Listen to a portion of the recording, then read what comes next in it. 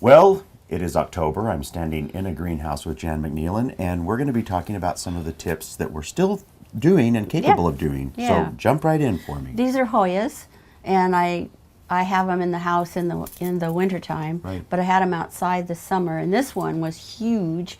I cut it way back and actually started a whole bunch of starts, but then repotted this, so this is in pretty good shape. This one I didn't do, you can tell, didn't do much to, but I'm going to clean all the leaves With what? with ammonia. Really? Straight ammonia. It's going to take any insects that are there, but it cleans the surface. And this one is in the kitchen all winter long, and thus it is greasy and dirty. It has been outside too, but I clean them about once a month in the house, just to get the oil off the kitchen oil. Sure. Yeah, sure. This is a hungry streptocarpus. You can tell because the leaves should be a lot greener, so I just need to do some fertilization. It's an African violet relative. Wonderful. And they're really nifty. And here is my favorite plant, the Meyer lemon.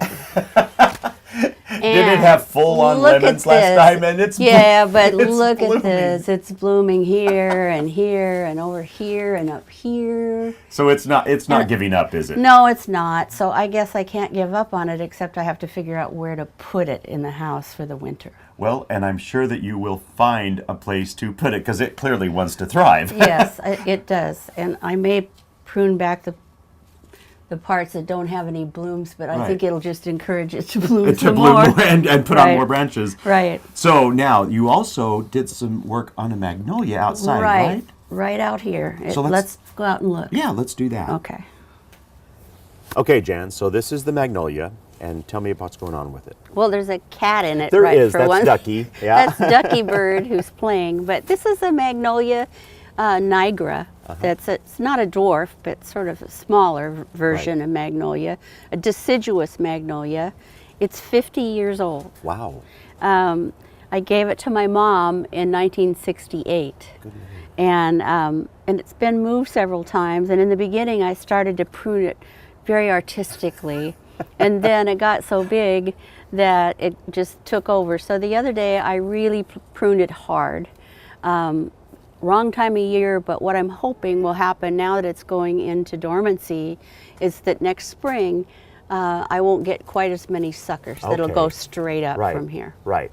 Because oftentimes we're told, that we don't want those crossing things anyway, so you've cut a lot of those out on this plan. Yeah, a lot. And could be a lot more, but I think I better wait. Right, just to see.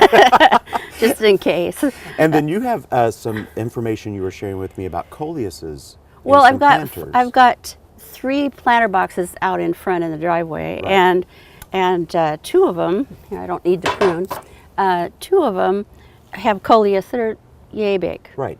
And I planted them at the same time as the third one, and the third one, they're only about this big. Really? They're sun coleus, and the third one doesn't get any sun. It's just shade. So it just tells you right plant, right place.